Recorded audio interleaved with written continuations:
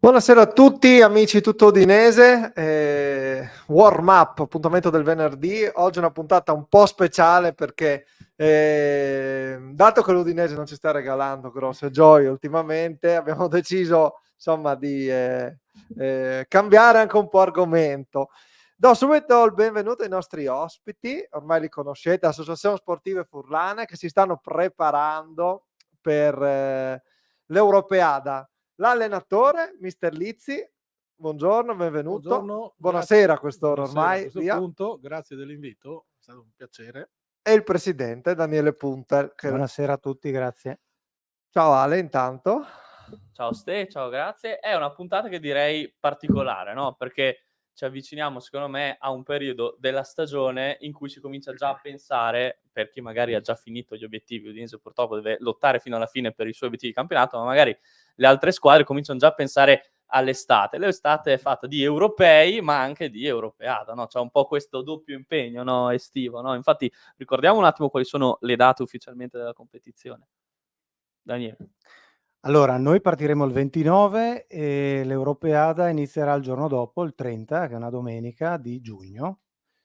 E alle ore 11 giochiamo contro gli sloveni nel derby regionale, la minoranza slovena, e i giorni successivi, l'1 e il 2, lunedì e martedì, quindi siamo già a luglio, giocheremo contro le altre due selezioni del nostro girone alle 17:30, gli ungheresi di Romania e i tedeschi di Ungheria. Queste sono le date sicure. Mercoledì poi ci sarà una giornata di riposo finalmente e speriamo poi di giocare giovedì, venerdì e sabato quarti, semifinale, finale. Alla peggio giocheremo i posizionamenti dal 9° al 26° posto. No, quello non prendiamo in considerazione. Non lo prendiamo in considerazione. Non per sminuirti te, Daniele, ma adesso io devo chiedere al mister come stiamo allestendo questa squadra, a che punto siamo. Quello, ormai la palla passa, Daniele, la dirigenza ha già fatto il suo corso, adesso tocca al mister. Esatto, compiti tecnici Sì. ai mister. Allora, intanto appunto c'è da dire che assieme a me come staff tecnico c'è anche David Trangoni, il mister del Martignaco. E lui, bontà sua, è ancora impegnato nel campionato, per cui in questa fase mi sto occupando io dei contatti con i potenziali giocatori che possono venire via. Abbiamo 20 giocatori da portare via, la rosa, e in questo momento posso dire, senza svelarli tutti, siamo intorno ai 15-16 sicuri che ci hanno già detto di sì. Il percorso che abbiamo fatto è stato anche abbastanza, come dire, sotto certi aspetti pragmatico, nel senso che partendo da zero abbiamo dovuto fare un primo inventario di giocatori che potevano essere adatti a noi, che ripeto devono parlare o almeno un po' capire il friulano.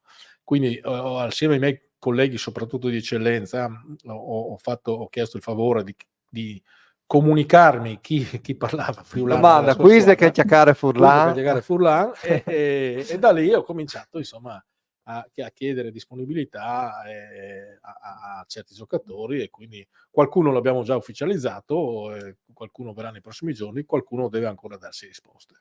Vi aspettavate questo entusiasmo attorno a questa iniziativa, no? Perché quando Daniele tu mi parlasti di questa cosa qui tempo fa, mesi addetto fa, stava nascendo la cosa, era ancora embrionale, no? Adesso invece, insomma, penso che l'Associazione Sportiva Furlane sia ritagliata un suo, insomma, un suo spazio importante, e vedo che c'è comunque molto entusiasmo attorno a questa partecipazione all'Europeada. Ma siamo partiti da molto lontano e non nego che insomma adesso le soddisfazioni cominciano ad esserci. Nell'approssimarci all'evento, insomma adesso le cose saranno, insomma ci saranno delle cadenze sempre più serrate, però mi sembra che le cose si stiano incastrando bene. La comunicazione anche man mano sarà sempre più massiccia e, come dici tu, vedo che l'interesse sta montando tra gli addetti ai lavori e quelli che seguono, quelli che sono più, diciamo, che seguono di più la parte del friulano, no, perché ecco, non dimentichiamoci che non c'è una valenza esclusivamente sportiva. ovvio. La volontà proprio intrinseca dell'Associazione Sportiva Furlane è quella di fare sport e di utilizzare lo sport come veicolo di comunicazione per parlare di identità. E in questo caso il contenitore dell'Europeada può essere un bel veicolo, e iniziamo e vediamo. Si tratta di iniziare, no? Tracciare una strada, e poi, come si diceva anche con Mister Lizzi, sicuramente questi primi giocatori saranno i precursori, e negli anni prossimi probabilmente, spero che verranno i giocatori a chiedere di essere convocati, rispetto a quest'anno, che chiaramente non conoscevano la manifestazione, non sanno che cos'è l'Associazione Sportiva Furlane. L'Europeada sarà ogni 4 anni, ma la volontà è quella di fare altre cose anno per anno, insomma. Quindi, ecco, non svelo nulla, anche, o meglio, svelo un qualcosa in più, non vi dico chi. Ci saranno anche le dirette televisive di questi eventi, dell'Europeada, di queste partite, e quindi anche questo penso che possa dare visibilità e far parte della comunicazione importante. Abbiamo convinto Bruno Pizzul alla fine. Lo convinceremo sicuramente. Beh, tornando al campo, mister, a parte che comunque, no, ne discutevamo tempo fa, manca, no, la rappresentativa, diciamo, senior della nostra regione, perché le rappresentative arrivano fino all'Under 19, poi, diciamo, non c'è l'occasione per nessuno di giocare in una rappresentativa di prima squadra. Ecco, per i giocatori, com'è stato e come dovrà essere il fatto di ritrovarsi, formare una squadra nuova, giocare per diciamo un obiettivo che va oltre la propria squadra, diciamo, di appartenenza? Il tuo ruolo è quello un po' no, un po', è quello del commissario tecnico, diciamo così. Allora, proprio un po' così, fa un po' sorridere questa nomina e questo tipo di incarico, ma Daniele giustamente guarda oltre, è stato bravissimo quello che ha fatto finora, e se andiamo a vedere quello che fanno i catalani o i baschi, è chiaro che si deve parlare di nazionale, di CT, eccetera. Evidentemente il piacere, proprio hai centrato il punto, che è il fatto che rappresentativa regionale giovanile a parte, una rappresentativa, un'espressione dei migliori giocatori, dei dilettanti della regione non c'è, mancava questa cosa qua. Non lo è sotto certi aspetti neanche questo, perché in realtà noi rappresentiamo in questo momento il Friuli, non il Friuli Venezia Giulia. Però già il fatto che ci siamo noi, ci sono gli amici sloveni, di cui insomma diversi giocatori conosciamo, è un momento appunto significativo per dare valore e per mettere in evidenza giocatori che non hanno più l'età da rappresentativa regionale giovanile, ma che possono dire: sono stato selezionato in una rappresentativa che identifica la mia terra e la mia regione. Questo qui, ecco, è un valore che riteniamo proprio che possa, in questo momento magari è all'avvio, per cui facciamo fatica. Abbiamo dovuto insomma spiegare che cosa stiamo facendo, qual è la manifestazione, eccetera. Tutti rimasti molto sorpresi. Il piacere è stato anche quello proprio di chiamando, perché per correttezza abbiamo chiamato, praticamente io ho chiamato prima i mister, ma poi ho chiamato anche le società, e spiegando la manifestazione abbiamo avuto veramente, devo ringraziare veramente le società, ampia disponibilità, si sono messi a disposizione, nessuno ha detto niente, e ovviamente insomma nella correttezza delle cose, perché gli spazi non devono essere occupati o non dobbiamo invadere. Dove vi allenate? Curiosità mia. Dove ci alleneremo? Dove vi allenerete?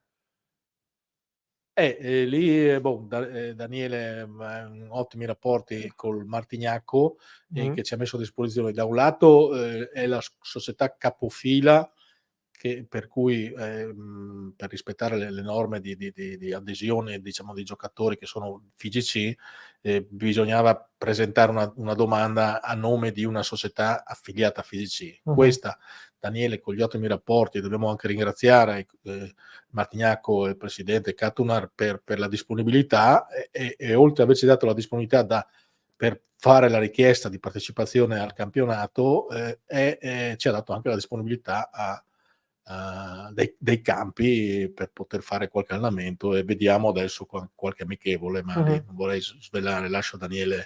Un po' un pizzico di invidia, perché avendo io fatto e gioco ancora fino a 32 anni tanto calcio dilettantistico, avere qualche anno di meno e poter aderire a un'iniziativa così sarebbe stato molto bello. Qua parlo adesso da giocatore che insomma appassionato di calcio. Insomma, io credo che siano tanti ragazzi che hanno voglia di aderire. Cioè, io aderirei più che volentieri Io a un'iniziativa così. spero che questa cosa che tu dici possa interessare e come si dice, essere proprio dentro ad ogni friulano che gioca a calcio, no? Ma comunque, come diceva Mauro prima, la percentuale di adesione non è bassa. Consideriamo anche delle problematiche che ci sono, il periodo, perché comunque si colloca molto distante dalla fine dei campionati. In Veneto sono già finiti, fino all'eccellenza la settimana scorsa, se non sbaglio addirittura 2 settimane fa, e anche qui da noi stanno finendo. L'eccellenza ha ancora 2 giornate, giusto? 2 giornate. Playoff, playout. E quindi comunque vuol dire 1 mese e mezzo circa di inattività per fare questo torneo. E il secondo problema è il periodo che appunto coincide molto spesso con le ferie, e quindi anche qui non ci si poteva esporre prima, anche perché comunque non avevamo delle certezze, sai bene il percorso e le difficoltà che ci sono state, e quindi anche contattare delle persone adesso, più di qualcuno può aver già preso le ferie. Alcuni hanno problemi di lavoro, quindi non possono prendere ferie perché hanno cambiato il lavoro da poco, oppure proprio perché non possono in quel periodo. Alcuni l'amoroso o la moglie non li lascia venire. Questo è un altro problema che giustamente è da affrontare. E poi gli universitari, che gli esami. è periodo di esami, perché la prima settimana di luglio è gran periodo di esami. Quindi, insomma, nonostante tutte queste problematiche, mi sembra che la disponibilità delle società, la disponibilità di alcuni giocatori, insomma, la rosa penso che possa essere competitiva, fermo restando appunto che non giochiamo in Carinzia o in Friuli, ma giochiamo nel nord della Germania, al confine con la Danimarca, no? Anche questo è un altro problemino da dover affrontare. Qua per il mister dicono mi raccomando non mettete i teloni al campo di allenamento, perché ormai sta sempre più, questa è un po' una battuta ironica sul fatto che all'Udinese ormai gli allenatori che vengono non lasciano più vedere gli allenamenti dei tifosi. Mi stai indossando una bella maglietta che credo sia molto identificativa del progetto, del territorio, dell'identità. Ecco, spiegacela, e anche i valori che rappresenta in sé, i colori del Friuli, l'Aquila araldica, cioè un po' come quello che è il vessillo che porterà in giro. Vabbè, questa è la prima maglia, è la maglia ufficiale, quella che ci porteremo dietro, spero, nella storia, mentre una seconda maglia viene fatta per l'evento specifica, e probabilmente poi magari quella la possiamo anche cambiare nel tempo. E quindi niente, come vedete c'è una bella aquila che insomma spicca sulla... Ti tocca fare da modello, presidente, Sì, oggi. sì, esatto. Volevamo mettere Mauro, ma non ancora. non è esatto, non sarebbe così, no, ufficiale come CT. Allora niente, l'aquila in primo piano, i colori giallo-blu, con un blu un po' più scuro per dargli un po' più di nobiltà, e sul retro adesso non mi giro, ma comunque c'è una bella scritta Friul. La seconda maglia sarà invece un po' contrastante, quindi con un fondo giallo e le scritte blu, richiami anche al 1077, insomma, ecco, no, questa non è una maglia che abbiamo personalizzato anche con sul lato c'è anche lo stemma dell'Europeada, perché si rende necessario, proprio ce l'hanno chiesto. Diciamo che ecco, l'Europeada, per continuare questo discorso qui, rispetto anche ad altre manifestazioni che sto seguendo in qualche modo collegate a uno sport identitario, mi sembra che sia un contenitore interessante per organizzazione, insomma è la quinta edizione, quindi comunque c'è una certa storia. Organizzazione anche per numero di squadre, 26, quest'anno sarebbero state 27, ma i tatari di Crimea, ahimè, hanno dovuto, per altri motivi, insomma per motivi più importanti, hanno dovuto abdicare questo giro. E 9 squadre femminili, quindi c'è anche la parte del torneo femminile. Rispetto ad altri, non so se conoscete, comunque per esempio CONIFA è una sigla, diciamo, all'interno della quale ci sono parecchie altre squadre, tipo il Tibet, tipo Cipro del Nord, tipo la Lapponia, che nel tempo hanno fatto sia dei campionati europei e mondiali, ma negli ultimi anni sono fermi, bloccati, non riescono a ripartire. Dovevano fare un campionato europeo l'anno scorso a Nizza, che è saltato all'ultimo momento. Sì, tra l'altro, Daniele, scusami, ti interrompo per dire, ovvio che poi questo richiede un'organizzazione. Organizzarsi vuol dire anche economicamente avere dei fondi per partecipare, perché poi, insomma, bella sempre l'iniziativa, però tu mi spiegavi, c'è da far tornare i conti, quindi non è neanche facile prendere parte a iniziative del genere, no? Non è facile, diciamo che la forza dell'Europeada organizzata dal FUEN è che ci sono dei popoli dietro a queste squadre. Popoli che rappresentano minoranze di popolo, quindi non so, nazionali, quindi i sudtirolesi per esempio, o gli sloveni di Carinzia, gli sloveni del Friuli Venezia Giulia, o di lingua, come i ladini, come noi, come gli occitani e come tante altre, i frisoni, per dire, che è uno di quelli che organizza il tutto. Quindi tutte queste minoranze in qualche modo sono tutelate, sono non ha soltanto una parte sportiva, ma ci sono anche delle entità, delle associazioni, degli enti che curano la cultura, la lingua, l'identità, e da questo poi nasce anche la propaggine sportiva, ma dietro c'è una base. In molti altri casi, nel CONIFA invece ci sono delle situazioni un po' più borderline, sia di identità e sia di organizzazione.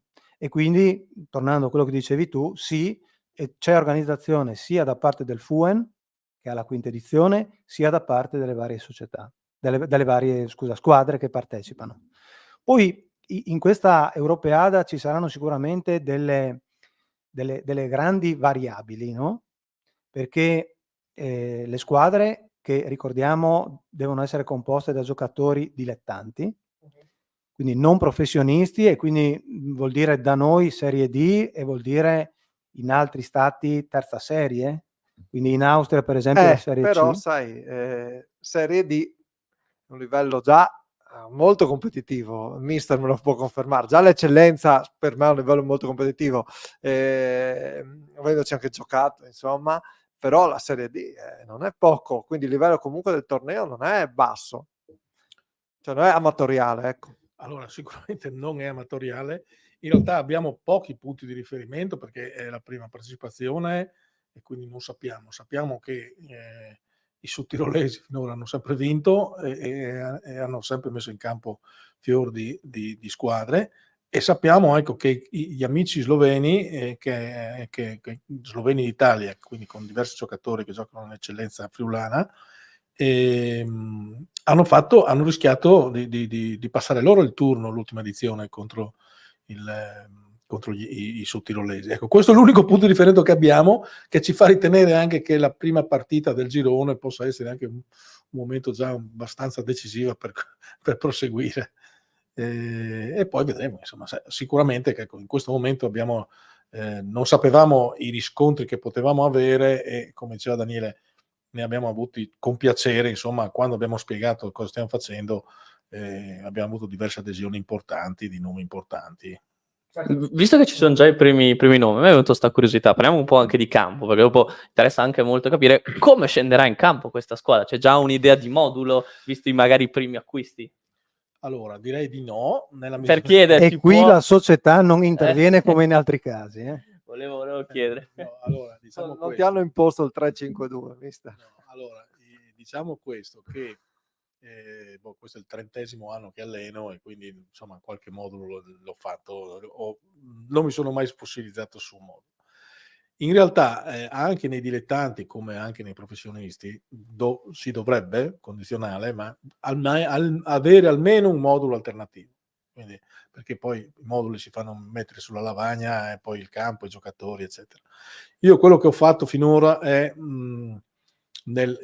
a parte raccogliere la disponibilità di giocatori importanti, Sì, svelaci qualche i nome. primi 3 che posso fare sono quelli che abbiamo, i primi 3 che ci hanno dato disponibilità, anzi ho avuto il piacere di fare la foto con loro il giorno che hanno festeggiato la vittoria del campionato di eccellenza, quindi i primi 3 che abbiamo ufficializzato sono stati Peressini, il portiere del Brian, Variola, il centrocampista e Mattia Alessio, il trequartista attaccante del Brian. Quindi questi sono i primi 3 nomi. Ma diciamo che Variola ex Udinese, tra l'altro, primavera sì, dell'Udinese, sì, quindi sì, 98, per gli amici che seguono, insomma. Ecco. E quindi ecco, diciamo che al di là di insomma, ricevere l'adesione di giocatori importanti come questi, ho cercato di mettere un po' di più l'attenzione su giocatori duttili. Posso fare il nome Luca Vettoretto del River Flaibano, che fa praticamente 5 ruoli dietro, qui può fare l'esterno, il centrale, il quinto, il terzo, il centrale a 2, l'esterno a 4. Quindi credo che in una manifestazione a rapido svolgimento, perché ci dobbiamo fare 3 partite in 3 giorni di 90 minuti l'una, siano importanti, ovviamente avere una rosa importante e ampia, quindi 20 giocatori tutti bravi, ma anche che siano duttili per poter così aggiustare situazioni anche di condizione fisica, perché giocare ogni giorno non è semplice. So che è difficile. Partirai più coperto, dato che non conosci, o più spregiudicato? Allora, io la mia parola d'ordine nella mia vita, perché poi faccio un mestiere che tocca averlo, è equilibrio. E quindi equilibrio vuol dire i giusti tempi nelle 2 fasi, ma anche ordinati, ben messi in campo, che compra bene il campo, ma anche ovviamente cercando situazioni. Peraltro, appunto, avendo Mattia Alessio, avendo anche altri giocatori come Enrico Ruffo, che quello è ufficializzato dal Codroipo, giocatori che insomma ti possono fare la giocata che risolve la situazione. Cambiando un attimo argomento, passando all'Udinese, poi torniamo a parlare di Europeada e della rappresentativa. Sì, adesso in un momento molto di difficoltà come quello che stiamo attraversando, con questo finale nel quale l'Udinese dopo 30 anni rischia davvero di giocarsi il tutto per la salvezza, si parla, no, di identità, no? Forse si sta capendo che bisogna più legarsi al territorio, che il territorio alla fine non è qualcosa che va contro, ma è qualcosa che può essere d'aiuto. Ritrovare l'identità dell'Udinese in questo finale, che vuol dire anche friulanità, che vuol dire anche spirito, di sapere anche quello che fanno i friulani, superare le difficoltà. Credete possa essere, al di là poi della parte tecnica di quello che, insomma, parliamo di Serie A, di professionisti, possa essere una chiave di lettura per uscire da un momento così delicato? Allora, mi Da sembra, tifoso qua, Daniele. sì, allora mi sembra che recuperare l'identità in 15 giorni sia impossibile, no? Perché l'identità è stata snaturata da anni e sempre di più. C'è da serrare le fila e cercare di rimanere ancora aggrappati a questa Serie A, e quest'anno effettivamente il rischio è molto grosso, forse come non c'è mai stato. Penso che storicamente ci siam giocati forse a Lecce quella volta, no, forse era l'ultima addirittura di campionato, a Lecce una volta. Con Ventura, mi Sì, ricordo un anno. ecco, proprio all'ultima giornata ce la siamo giocata. Però forse terzultimi in questo momento, 4 giornate mancano, giusto? Sì. Io sinceramente non so se ci No, siamo neanche l'anno arrivati di Tudor mi pare ecco, fossimo stati così. terzultimi a 2 punti, insomma magari a pari punti, eccetera, ma così in questa situazione non ci siamo mai Sì, questa è stati. la classifica assai delicata, 29, come dicevamo con l'Udinese, le altre sono davanti. Un po' c'è un mucchione, c'è un bel mucchio Sì, c'è di un squadre mucchione, coinvolte. però i dati sono lì, 4 vittorie sulla parte sinistra dei risultati contro tutte le altre che hanno almeno 6 vittorie, no? Quindi il pareggino adesso ti porta poco avanti, adesso c'è bisogno di fare punti, devi riagganciare quelle davanti, quindi lunedì sicuramente penso che possa essere una giornata importante, anche se è vero che hai degli scontri diretti, però se non hai mai vinto uno è un po' difficile poi giocarsela in quella partita secca lì. Forse è più facile vincere col Napoli, forse, chi lo sa. Mister, mai trovato tu in una situazione di classifica del genere? Come si gestiscono questi momenti? A voglia, le ho viste purtroppo, per fortuna, perché poi insomma quando si giocano sono sempre emozioni importanti. Ovviamente poi se le cose vanno bene, come è successo l'anno scorso col 13°, eravamo a 8 punti dalla salvezza, a 7-8 partite dalla fine, ci siamo salvati e rimarrà negli annali. Equilibrio, calma e sangue freddo, non pensare mai che è l'ultima occasione che bisogna assolutamente vincere, perché poi c'è sempre una partita.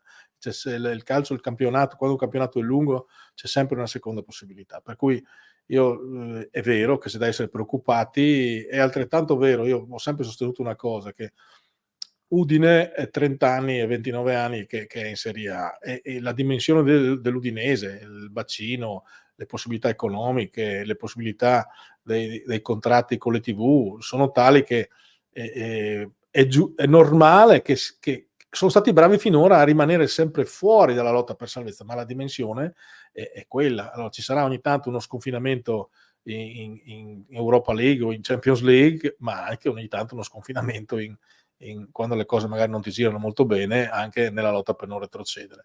È la dimensione di Udine, perché non possiamo pensare di essere una metropolitana o di essere la Fiorentina, il Napoli, eccetera, no? Quindi è vero, spiace essere lì, spiacerà se andremo giù, ma ecco, io credo che in questo momento, appunto, calma e sangue freddo e cercare, non dico di buttare oltre l'ostacolo, ma avere la determinazione e sapere sì che sono partite importanti, lo sono per noi, ma lo sono anche per gli altri, e ricercare identità, più che altro ricercare lo spirito veramente di gruppo, perché poi l'identità a Udine ce l'avevamo anche con Balbo e Sensini, che erano friulani, per andare dietro un po' con gli anni, cioè non propriamente si deve essere un giocatore friulano No. a rappresentare, ma l'identità è un'altra cosa, no? E quindi niente, in bocca al lupo all'Udinese. Io insomma Vi piace Cannavaro, così, battuta veloce? Cioè, io mi impressiona la sua storia, perché da giocatore ha vinto tutto, ha giocato con i più grandi giocatori del mondo, ha giocato nel Real Madrid, ha vinto la Liga, ha vinto il Mondiale, ha vinto la Serie A, cioè, ha giocato da giocatore, non gli si può dire nulla, ma è l'uomo giusto? Ci aggiungo un'altra domanda, Mauro che risponderà. Ma può e cosa può fare In un mister, un allenatore, terzo cambio in stagione, a 5 partite e mezza dalla fine, giusto? Sì. Una partita e mezza alla giocata, ne mancano 4. Cosa può fare un mister a 5 giornate dalla fine? Allora, ovviamente do per scontato che l'Udinese ha valutato tutti i profili e quindi avrà avuto le sue ragioni a chiamare Cannavaro. Io credo che una cosa, non so se vi è rimasta impressa anche a voi, lui si è assunto responsabilità non sue dalla prima partita che abbiamo giocato. Quindi quello che può fare lui è quello che sta facendo, cioè cercare di togliere le preoccupazioni, togliere paura di giocare la palla, togliere paura di fare una giocata, togliere tensioni per appunto far mettere in campo le qualità che non saranno il Chelsea, ma non sono neanche poi da ultimi in classifica. Quindi Questo è la sua missione, e quindi credo che spendere un nome, perché poi lui non è, con tutto rispetto, ma non è ancora un allenatore, perché aver fatto un piccolo passaggio in Serie B italiana, ma ha fatto fuori, ma non in Italia ancora, quindi da allenatore deve ancora tutto dimostrare. Il nome però può contribuire a fare da parafulmine e contribuire a gestire la situazione, che è più psicologica che altro. Può essere esatto, forse è proprio questo, il fatto che in una stagione in cui mancano i leader in campo, forse averlo in panchina può dare un po' quella spinta in più anche ai giocatori, cioè anche a livello di carisma, di approccio alla gara stessa. Certo, perché io giocatore dico, mi allena un campione del mondo, cioè, il suo biglietto da visita in questo momento è questo, non è mi allena uno che ha vinto il campionato del mondo da giocatore. E ha vinto il pallone d'oro dopo aver vinto il mondiale. Ma non è sicuramente, non è che si mette in campo a inventare un modulo o uno schema, una giocata. Di questi tempi, in questo momento, forse è quello che serve. Io credo che l'Udinese abbia ragionato in questo senso, perché appunto a 6 partite dalla fine non è che stravolgi il modo di giocare e stravolgi come hanno giocato finora i giocatori che ci sono.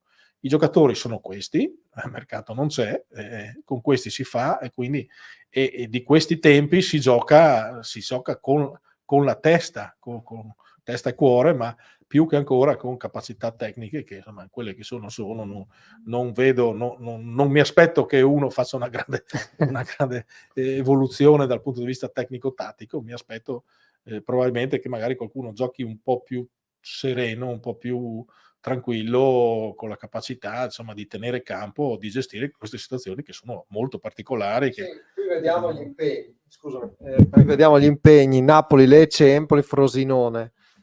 Io dico anche questo: il destino resta comunque, secondo me, nelle mani dell'Udinese, nelle proprie mani ce l'abbiamo. Sì, allora Lecce potrebbe essere bello tranquillo, no? Il Napoli lo è perché comunque non ha nulla da giocarsi, mi sembra, non so se Però può gioca ancora puntare ad arrivare in Europa. in È quello. Conference. O anche in Europa League, non è proprio Okay. lontana, quindi Sicuramente le ultime 2 partite possono essere determinanti per riagganciare le 2 che presumibilmente potrebbero essere 2 papabili di retrocessione. certo. È una lotta alla fine, un po' come diceva prima il mister, cioè ci sono gli scontri diretti, però se non hai mai vinto ancora uno fino a questo momento, Quello fa un po' paura, sì, può perché far paura. la storicità di questo campionato dice questo: non hai mai vinto una partita con le tue dirette avversarie, no? Che abbiamo vinto col Bologna, con la Juventus, Con la Lazio e col Milan. ecco. Quindi con forse le prime 5, 6 del campionato, mentre con quelle di pari livello, leggermente superiore, al di là del pari non hai fatto altro, insomma, no? E quindi come una stagione particolare, ma alla fine la parola chiave è sempre quella, è la testa, no, l'abbiam detto quest'anno, ed è il grande problema di questa Udinese. E quale potrebbe essere l'approccio migliore di che deve far Cannavaro coi giocatori? Perché quando il problema è la testa si può agire 2 modi: o vai a scuoterli, creare uno shock per cercare di risvegliare in loro un po' quell'animo che avevano prima, quindi passatemi il termine, un metodo alla Conte, quindi andare proprio a lavorare sulla testa ma nel profondo, oppure un metodo un po' più nel metter serenità. Mi viene in mente l'esempio il lavoro che sta facendo Gotti a Lecce, cioè il lavorare sulla testa dei giocatori, ma da un altro punto di vista, con un altro approccio, cioè nel mettere più serenità per fare in modo che i giocatori riscoprino loro stessi la convinzione, ritrovino questa convinzione di essere forti. Cosa dovrebbe fare? Visto che il problema dell'Udinese è proprio questo quest'anno, la testa. Quale dei 2 approcci forse converrebbe più usare quest'anno? Adesso non voglio dire, fare paragoni troppo estremi, ma siamo nella fase dove bisogna intervenire con 2, come dire, scosse per rianimare un paziente. Credo che appunto intervenire come Conte in profondità nell'alimentare autostima e spirito battagliero, eccetera, sia tardi. Qui si parla di togliere, come abbiamo detto prima, togliere la responsabilità, rasserenare, giocare come uno sa. Voi mi direte, ma tanto l'Udinese non è che ci sono tanti giocatori che sanno giocare, però qui si lavora sull'ottenimento, diciamo in termini magari tattici o anche fisici sulla soglia, cioè, dobbiamo cercare di far rendere al massimo quello che è l'Udinese attuale. E quindi dire: "Gioca come sai, Sì, tranquillo, ne sereno". approfitto intanto per far vedere, mister, scusami, la formazione, probabile formazione. Gioco Coie tra i pali perché Silvestri, tra l'altro, stagione finita per un problema, insomma, uno strappo. Lo rivedremo, forse, se lo rivedremo, prossima stagione. Gioco Coie tra i pali, la difesa Christensen, Biol, ritornerà Ferreira sua corsia di destra. Da braccetto aveva fatto molto bene, no? Aveva interpretato il ruolo in maniera molto europea, ecco, restando in tema, questo ruolo di braccetto di destra. Izibue, Samaris, Wallace, Zarraga, Camara, con Zarraga che prende il posto di Pagero, squalificato. Tra l'altro Zarraga, Daniele, fa parte della nazionale basca, che ha giocato 3 settimane fa circa contro l'Uruguay. sì, che ha fatto, è proprio lui, guarda, eravamo insieme a TV12 e proprio questa è stata una bella chiacchierata con lui su quello che è la nazionale, su quello che è il rappresentare, no? Quello che dicevamo prima, i valori. E lì ti fa capire anche l'attaccamento diverso. Lui ha raccontato l'esperienza Athletic Bilbao, che insomma è la squadra che forse più ci tiene a rappresentare un territorio, un'identità, e ho detto, e dopo parlavo con lui, ho detto quanto mi piacerebbe che l'Udinese in qualche modo, e magari un domani, che ne so, la nazionale del Friuli, se mai nascerà un giorno, faccia lo stesso percorso. Sarebbe molto bello per quello che è il nostro territorio, no?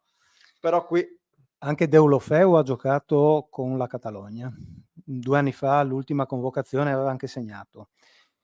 Sono 2 popoli che hanno molto senso di identità e nello sport e dallo sport cercano di trovare forza, identità. L'Athletic Bilbao è quasi puro, anche se comunque ha qualche concessione, però è veramente quasi puro ancora dal, penso, 1920, una cosa del genere, no? giocando sempre ad alti livelli comunque. Non è mai retrocessa. È una delle 4 squadre in Spagna mai retrocessa. Quindi comunque adesso ha aperto, diciamo, a stranieri di formazione basca o baschi nati fuori dalle Euskalie, mi sembra che si chiami, no? Paesi baschi in lingua basca. Però insomma quest'anno ha vinto la Coppa del Re, quindi dopo tanti anni, però qualche Coppa delle Coppe forse l'ha vinta, no? Quindi anche in Europa c'è stata, sempre a alti buoni livelli. Sì, e quello ti dico, dal punto di vista identitario mi piacerebbe molto che l'Udinese, per Beh, quello che rappresenta l'Udinese, che porta il nome Udine, ma che comunque non è la squadra di Udine quanto è la squadra di noi friulani, no? comunque se hai visto gli highlights dell'amichevole dei Paesi Baschi contro l'Uruguay, stadio pieno, bandiere dei Paesi Baschi da tutte le parti, un senso di identità clamoroso. Paesi Baschi, Catalogna e Corsica, i giocatori professionisti, che io sappia, spesso mettono tra le clausole contrattuali l'eventuale chiamata dei loro paesi come cioè contrattualizzato che loro vanno a giocare per la loro selezione, perché loro hanno la selezione, no? Mm-hmm. E quindi c'è un senso di identità che per noi non è ancora così diciamo che grande. anche progetti come quello che avete avviato voi dovrebbero, no? Partendo dal calcio, perché poi tu tratti anche tutti gli altri sport, poi ne parliamo, andare, no, in quella direzione lì. Quella lì magari è ambiziosissima, forse... Come diceva Mauro prima, non è che per forza di cose avere un senso identitario uno debba essere nato qua. Ma quando c'era Paolino Poggi che andava a bere il bicchiere nel bar dei Rizzi con i tifosi, quando i giocatori andavano nei loro club, infatti penso che gli ultimi, io adesso magari mi sbaglio, ma negli ultimi anni non mi sembra ci siano Udinese club intestati con il nome di giocatori degli ultimi anni, no? Penso che Arriva un saluto al mister. Sì, Ti Davide. saluta. Grazie Davide, saluto. Scusami, ecco. No, dicevo che gli ultimi Udinese Club sono Pinzi, Paolino Poggi, Marzio Amoroso, questi sono, no? Mhm. Biro forse? C'è l'Udinese Club Biro? Sai Vabbè, che non ricordo. però C'è diciamo Andrea che- Coda, c'è... diciamo che sono almeno 15 anni che forse un Udinese Club non viene intestato a dei giocatori appunto degli ultimi anni. Quindi Noi l'abbiamo questo... intestato a Selmonson, pensa te. avete Siamo ripescato qualcosa di siamo andati storico. tanto indietro. Esatto. Quindi questo anche è un senso di, cioè una partecipazione, no?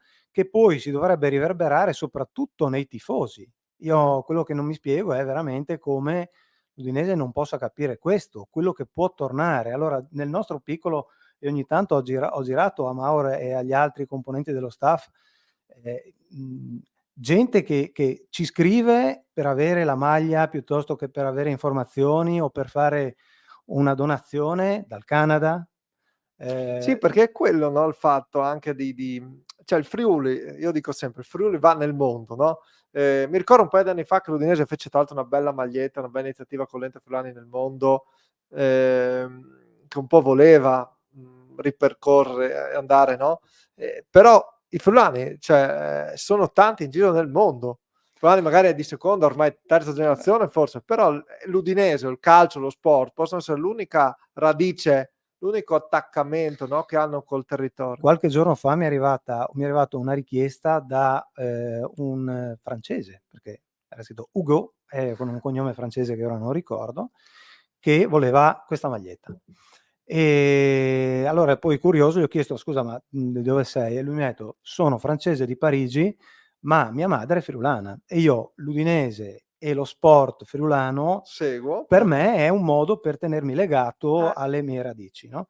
Ecco, questo sono i friulani all'estero, ma i friulani che sono ancora qui penso che si sentano ancora più partecipi nel tifo, nell'attaccamento alla maglia, nell'attaccamento alla società, eccetera, se venissero coinvolti con qualcosa di identitario. Mhm. E quindi io questa cosa la percepisco, secondo me è una cosa che dovrebbe essere perseguita, che non viene perseguita dall'Udinese, e questo dispiace. Sì, questo potremmo stare qui a ragionare per anni e anni su tutta questa cosa. Mi pare che la vediamo in maniera molto simile io e te, e dico, per me è importantissimo. Mi pare che quest'anno abbiano anche in società i piani alti o altissimi capito anche un po' questa cosa. Mi auguro. L'altro giorno, tra l'altro, ho visto una cosa così al volo, proprio non l'ho rivista più, non so se era una storia o cosa, e c'era Jovings scritto, Mhm. che in teoria è Zovings con la Z, no? Comunque, ed era presentato il portiere della Primavera, il terzo portiere, forse il quarto, che dopo è andato anche in quarto, perché il terzo è Padelli, no? Quindi forse la volontà è quella di arrivare anche in questo modo, qualcosina, ben venga, insomma, no? Sì, speriamo, se sono rose fioriranno. Torniamo a bomba sulla formazione. Quindi abbiamo detto di Zarraga che gioca lì, prende il posto di Pagero, Pereira e Luca. Detto che noi li schieriamo così inizialmente con un 3-5-2, però sta diventando sempre di più un 3-4-2-1, con la licenza di Samardžić di sganciarsi e di andare a fare il trequartista puro. Mister, se tu avessi in rosa uno come Samardžić, che ha quelle qualità tecniche lì, che ha quel talento lì, ma che è un po' pigro, o chiamiamolo pigro, magari non digerisce bene i compiti difensivi, cosa faresti? Cioè gli diresti vai, stai davanti, inventa, sei libero, o cercheresti in qualche modo di indottrinarlo? Ma, allora, il giorno d'oggi, partendo proprio dal fatto che moda o non moda, si gioca dal basso, no? Questo alla fine, se voi state attenti, è interessantissima la partita che abbiamo visto ieri sera, quella della Roma, con l'organizzazione dell'Leverkusen. C'è la fase di non possesso, che vuol dire quando la palla ce l'hanno gli altri, tutti, dal portiere all'ultimo degli attaccanti davanti, devono in qualche modo partecipare alla fase. Io vedo poco l'Udinese, però ho avuto la possibilità di vedere bene la partita che hanno giocato contro l'Inter, e in tutta franchezza dico che Samassi ha fatto la fase di non possesso, si è dato da fare. Quindi in realtà si sono dati da fare un po' tutti in quella partita lì. Per cui però lo lasceresti più svincolato dai compiti di marcatura, un giocatore così che marcatura esploso. il primo è fare in modo di farlo trovare al momento giusto in certe situazioni. Parlo appunto, noi tra allenatori purtroppo non può andare troppo nel tecnico, ma si comincia a parlare di coperture preventive, mentre attacco devo pensare già a difendere, e di attacchi preventivi, che vuol dire mentre difendo devo prepararmi già a attaccare. Ecco, quel lavoro lì forse sì, nel senso devo prepararlo a attaccare nel momento in cui già mi sto ancora difendendo. Ecco, quel lavoro lì cercherei di lavorare un po' di più per farlo trovare forse un po' più vicino alla porta, dove può essere o con l'ultimo passaggio o con la conclusione un po' più determinante. Perché, ripeto, sì, poi noi insomma un po' di fatica a far gol, sì, ce l'abbiamo. No? Ma mi sembra comunque che nelle ultime partite anche con Cioffi l'aveva fatto giocare un po' come avete detto prima voi, no? Quindi come trequartista, dai, definiamolo così. E quindi forse, secondo me, mi sembra che anche nelle ultime partite si sia un po' ripreso, forse è il ruolo giusto, o comunque la zona giusta del campo che deve battere, no? Lui forse messo nei due del centrocampo a 5, dei due un po', forse lì un po' rende un po' di meno, forse un po' lontano dalla porta, e quindi non difende così bene. Così messa in quella posizione lì con 2 mediani dietro, diciamo, forse è un po' più libero, sempre con le fasi difensive che diceva anche Mauro, però insomma non così fino al limite dell'area magari come capitava prima, no? Sì, cito Cannavaro, è il giocatore di maggior qualità che abbiamo, quindi ovviamente è chiaro che più è vicino alla porta, più è probabile che riesca a creare occasioni in una squadra che fa fatica a creare occasioni, perché l'abbiamo sempre detto, spesso Lucca si trova veramente da solo a lottare contro i difensori avversari. Con questa nuova interpretazione, questi 2 trequartisti dietro la punta, è chiaro che Lucca può anche provare magari a dialogare con i compagni. È chiaro che tutto parte sempre da come tu vuoi approcciare la partita. Una cosa che mi è piaciuta molto a Bologna nell'ultima partita è questa famosa costruzione dal basso che Cannavaro ha portato quest'anno, cioè dal suo arrivo, che era un po' quello che aveva detto fin dalla conferenza, cioè che al di là del pressing altissimo del Bologna, che il Bologna pressava altissimo, si costruiva dal basso, partendo dal portiere e dai difensori, per cercare Lucca nel modo più semplice possibile, cioè fai arrivare la palla nella miglior condizione possibile, in modo tale che poi potesse iniziare l'azione. Può essere un po', siccome non si può lavorare tanto dal punto di vista di modi, di tattiche e tutto, perché mancando talmente poco, forse andare a togliere le poche certezze che questa squadra ha può essere addirittura un danno. Però magari su questi mini aspetti, su questi dettagli, ecco, Cannavaro può lavorare sulla squadra alla fine, dal punto di vista tecnico, mister. Credo di sì, appunto, ma e qui passiamo attraverso, rispondo anche a un lettore che ha detto bisogna cercare di fare la partita, no? Anziché stare lì a aspettare, no? E evidentemente lavorare di testa vuol dire anche questo, perché poi alla fine, senza giocare tanto di numeri e di moduli e di posizioni in campo, no? Qui stiamo parlando di non so, io sono milanista, ho un attimo di attenzione in più, ma potremmo parlare anche dell'Inter. Cioè voi andate a vedere finire un'azione dell'Inter con uno che va sul fondo e contate quanti giocatori sono nell'area avversaria. Sono mediamente da 5 a 6. L'Udinese non lo fa. Non lo fa, e potrebbe essere proprio questo blocco mentale, questa paura, questo timore a aspettare lì, che alla fine se in area mandi solo Lucca, devi avere la speranza che la palla arrivi a Lucca. Se ne mandi 5 hai 5 possibilità in più.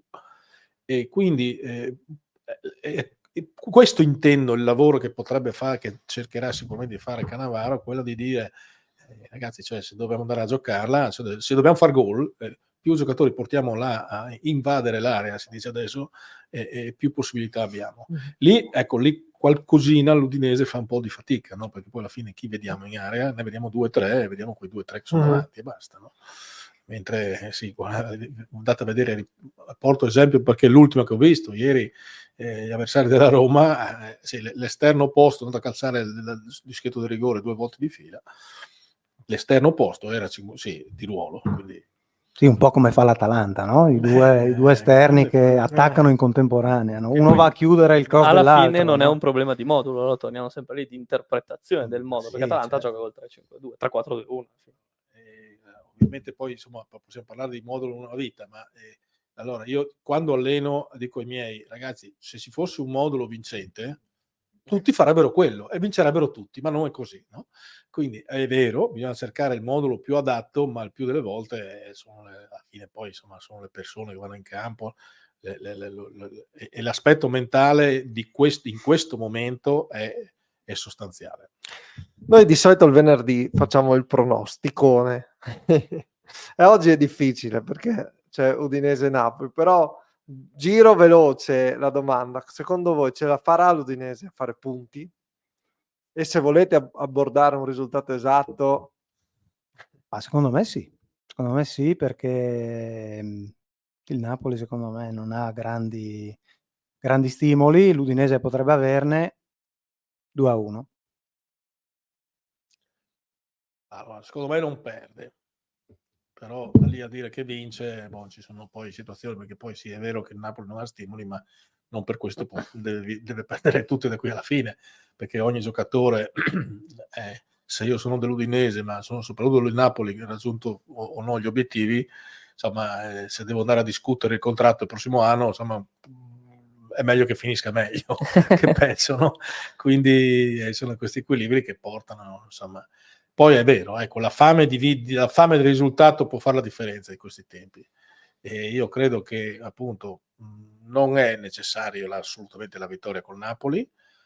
È da vedere come va a finire. Purtroppo ha preso gol al 96esimo anche cosa farà il Lecce.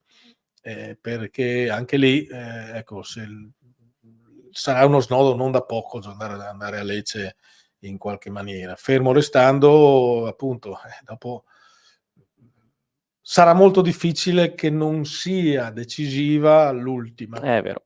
a Frosinone. Sarà molto difficile, quello sì. Da lì però arrivare con la necessità di fare un risultato solo o 2, ecco, cambia molto, e lì è l'asticella. Io sono d'accordo con Daniele, perché secondo me, al di là che è una sfida speciale per Cannavaro, perché è napoletano, esordito in Serie A col Napoli, affronta il Napoli, e poi l'Udinese con le big riesce sempre a tirare fuori qualcosa in più. Secondo me l'Udinese ha paradossalmente una grossa possibilità di fare punti, addirittura di trovare la vittoria. Io sono fiducioso, dico anch'io 2-1. Sono fiducioso anch'io. 2-1, dai. Andiamo tutti sul 2-1. No, anche perché una vittoria in casa quest'anno, giusto? Sì, prima o poi per la legge dei grandi numeri, dai. Infatti, ecco, parlavamo prima, no? Dicevamo non abbiamo mai vinto con le piccole, eccetera, no? Allora avevo qualche presidente una volta a Fagagna che diceva a forza di perdere si vince, a forza di vincere prima o dopo si perde, si avvicina alla sconfitta, no? Quindi si avvicina alla prima vittoria con una piccola, ecco, si sta avvicinando a forza di non farlo. Prima di chiudere, tornando invece all'Europeada, insomma, abbiamo detto un po' della formazione, abbiamo detto dell'organizzazione, parliamo di obiettivi, perché poi un obiettivo, insomma, il presidente te l'avrà chiesto, mister, dove ti dice di arrivare e dove poi vorreste insieme, insomma, con quale auspicio partite per questa avventura? Allora, non mi ha dato un obiettivo. Non ti ha detto o passi il turno, il prossimo anno cambiamo. In realtà io credo che il nostro obiettivo sia quello che stiamo facendo, quello di rendere diciamo conosciuta questa manifestazione, questa formazione, questa selezione, e che abbia un futuro. Quindi il nostro piacere importante sarà quello di far bene e di cercare di trasferire qualcosa. Ad esempio, a me è rimasto impresso che Daniele mi ha detto dobbiamo imparare il lino friulano. Io adesso quando sono in macchina, perché poi non è semplicissimo, me lo metto su col telefono lì per provare a ascoltarlo e adesso vedrò, insomma.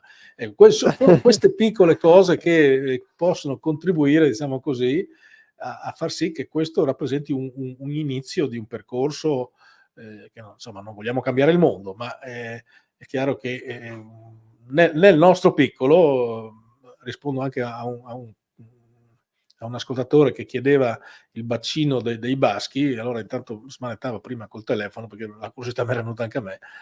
I baschi hanno 2,2 milioni di bacino contro il 1,2 milioni nostro, no? Del Friuli Venezia Giulia, 600.000 e 600.000 Friuli, ecco. Quindi vuol dire che ognuno nella sua dimensione, ognuno nella sua ma particolarità. ipoteticamente, se dovessimo fare un 11 coinvolgendo anche i professionisti, ne verrebbe fuori una squadra. Se giocassimo con 7 portieri saremmo buoni. No? Importa, però comunque avremmo Cristante, avremmo più di qualche giocatore interessante. Cioè, diciamo che potremmo difenderci bene. Sì, andare a cercarli, sì, ce ne sono. Quindi sì, poi ovvio che lo facevo per quando ragionavamo di rappresentative giovanili, è ovvio che nell'ultimo anno il Friuli Venezia Giulia aveva partorito 7 giocatori professionisti, cioè 7 giocatori che sono andati delle squadre dilettantistiche della nostra regione e sono andati approdati in una formazione professionistica contro i 90 e i 70 di Campania. Qualcosina mi sembra che si stia cambiando, nel senso che c'è il difensore, quello aiutami, il difensore di ecco, lui è di Martignacco, comunque è friulano, verace, mi ha detto che parla friulano anche. So che c'è un difensore anche nella Fiorentina. Sì. Abbiamo dei buoni settori giovanili comunque. E ho visto che ce n'erano 2 adesso nella nazionale Under 15 che ha giocato a Gradisca, sì. No? Altri 2 friulani. Quindi mancano secondo me, ma sai cosa? Qui il mister ci verrà in aiuto. Le squadre di mezzo. Io dico sempre, è ovvio che arrivare a Udine è molto difficile. Però se ci fosse una Serie C stabile, come poteva essere il Pordenone, o anche una Serie D ambiziosa. Non farmi essere polemico, c'era la Serie D e anche con identità friulana che però ha fatto giocare 0 friulani. Allora, intanto di nuovo ho fatto i conteggi, no? Allora, nei professionisti ci va uno ogni 40.000 giocatori. Quindi se dividiamo per il 1,2 milioni di tutto il Friuli Venezia Giulia dovrebbero diventare, e tutti giocassero a calcio, anche tutti, 30. Quindi è chiaro che in proporzione le altre regioni non c'è questione di numeri proprio. Questione di numeri e poi è questione, possiamo rimarcare la storia, la fame che una volta aveva il friulano, adesso ce n'è un po' meno e quindi effettivamente sì, questi sono le difficoltà. E poi per quanto riguarda sì le terre di mezzo, è vero, io lo dico sempre, io purtroppo quest'anno faccio 60, vivo nel calcio friulano dilettanti da 40 e c'era il tempo in cui avevamo i capoluoghi di provincia, Gorizia in C2, Pordenone in C2, Triestina in C1, Udinese in A e 4, 5, 6 squadre in Serie D, il Fontana Fredda, il Monfalcone, la Sacilese,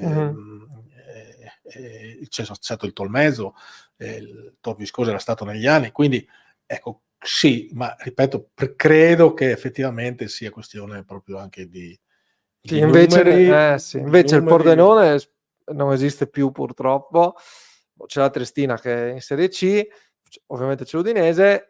Rischiamo di perdere domenica una squadra in Serie D perché il Ciarlins Muzzana è chiamato a vincere a tutti i costi per andare ai play-out.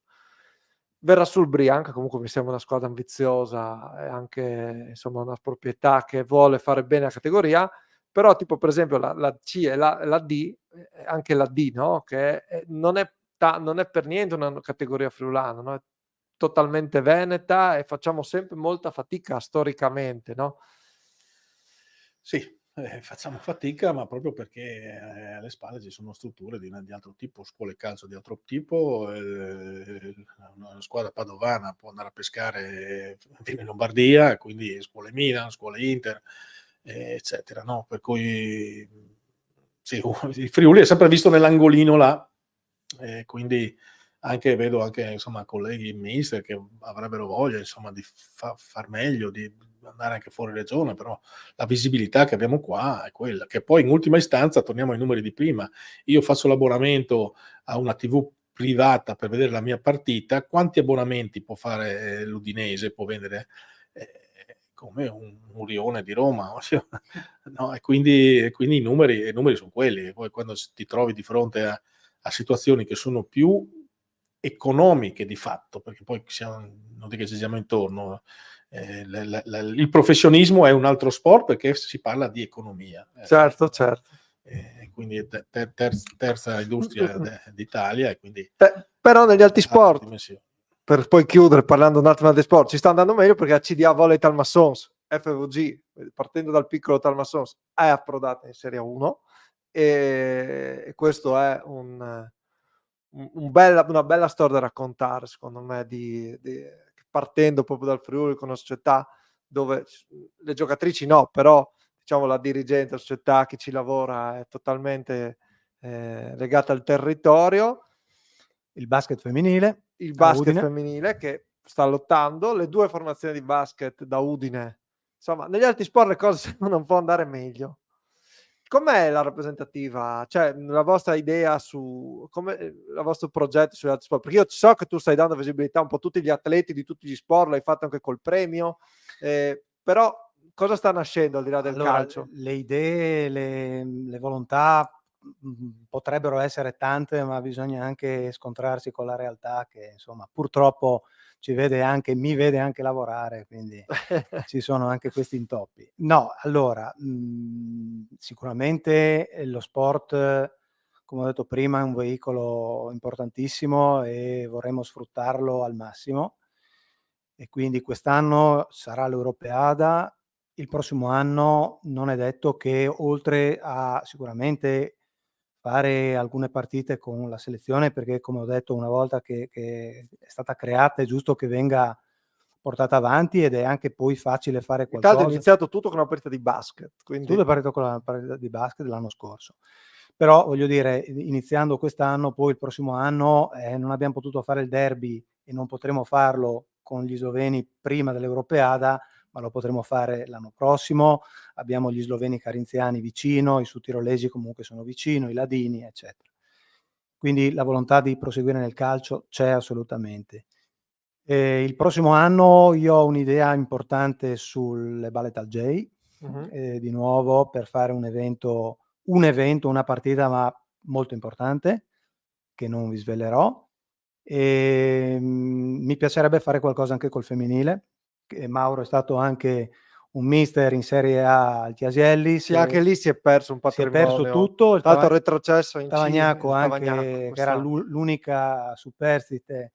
Insomma, in quegli anni lì c'era anche il Pordenone, forse? Sì, Ecco, quindi avevamo che ero a Chiaselli, sì, eravamo 3 squadre. 3 squadre Pordenone, regionali Chiaselli, in Serie A grandi e sicuramente in quegli anni lì c'era anche una Serie C regionale, cosa che non c'è più, insomma, a parte che hanno rifatto i campionati, ma io ho visto squadre che giocano questa eccellenza, e c'è il Sarone Caneva e c'è basta, mi sembra che ci sia solo il Sarone Caneva e poi c'è il Portogruaro, no?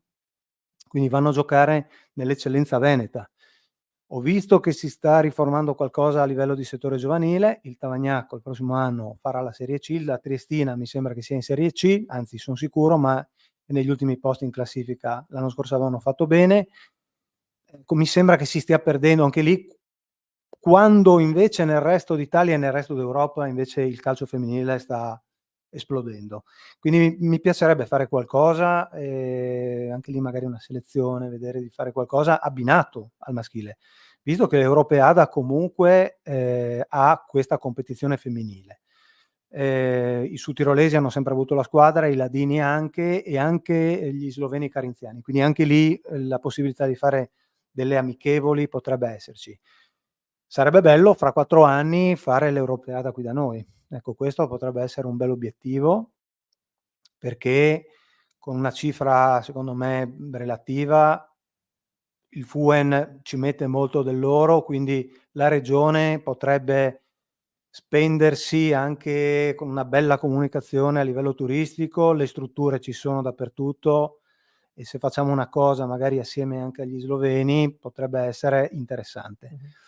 Il premio, come hai detto tu prima, vuole essere comunque un modo per comunicare anche nel periodo invernale, quando le attività delle sportive per le selezioni non possono svilupparsi perché i campionati sono Si giocano. sono in corso e quindi giustamente le società non... Io la butto in una bella partita allo stadio Friuli in futuro. chi lo sa, Chi lo sa, perché perché no, no. perché no.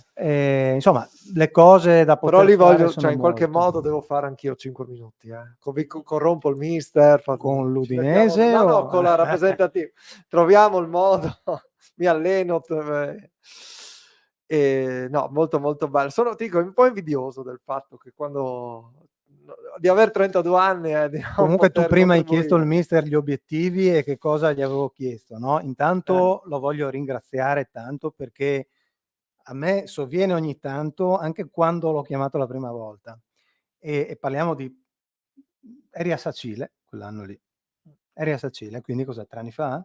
Sì. 3 anni fa. Il corteggiamento che parte da No, lontano. sì, è un corteggiamento che parte da lontano, però ecco, io non so l'impressione che può aver avuto lui quella volta, ma veramente da quella volta di acqua sotto i ponti ne è passata tanta.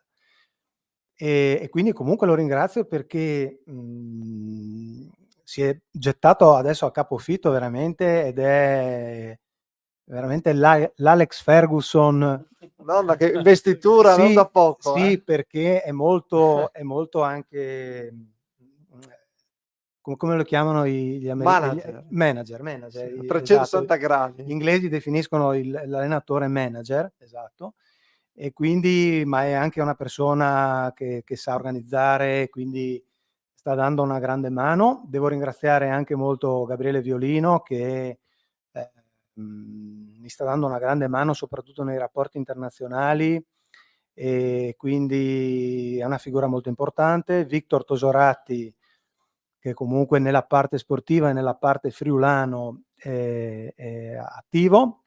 David Trangoni che ci darà una mano come allenatore e come anche da unione con l'Union Martignaco che aveva citato prima, anche qui un altro ringraziamento perché si è messo a disposizione anche per le amichevoli che faremo e diciamo state pronti, a fine mese un amichevole ci sarà. Ecco, questo Bene, bene, vedremo di esserci anche noi.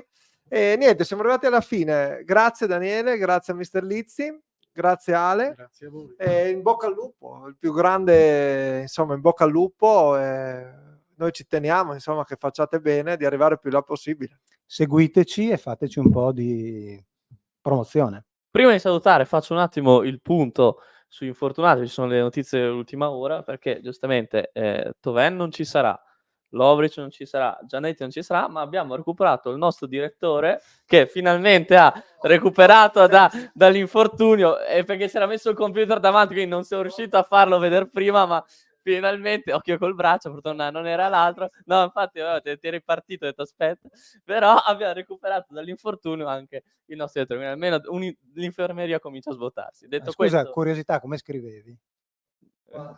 Qui ho fatto di tutto di più, ho sviluppato delle tecniche Capacità. nuove. Grazie. Bene, bocca al lupo allora. Grazie. E Grazie. anche Alla all'Udinese. prossima. E noi ci vediamo martedì. Martedì per il post e poi ci vedremo venerdì per parlare di Udinese, di Lecce Udinese che si giocherà di nuovo di lunedì. Ciao a tutti. Ciao. Ciao. Ciao.